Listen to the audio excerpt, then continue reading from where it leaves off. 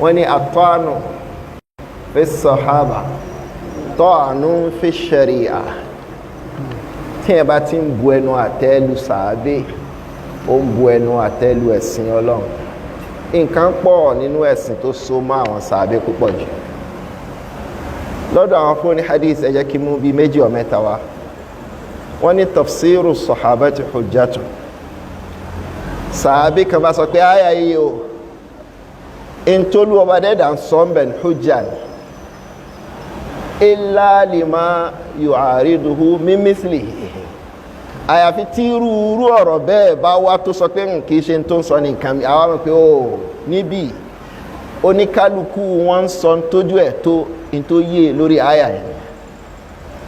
Àbí ká sọ pé ẹnìkan gbọ́ àlàyé kan lọ́dọ̀ ànábì sallallahu alaihi wasallam tẹ́nìkejì ò gbọ́.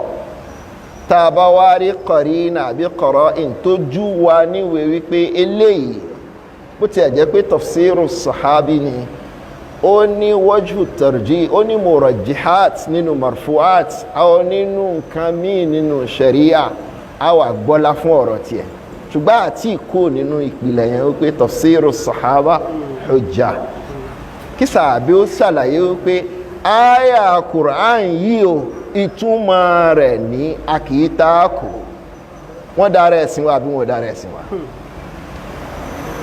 Àwọn afọ́n hadith wọ́n tún sọ fún wa wọ́n ní fi'lu sahabi fi asri rasuli hujja kí sàábé kan ṣe nǹkan kankan nígbàtí ànábì wà láyé sallallahu alaihi wasallam ànábì ò rí o alayhi salatu wassalam.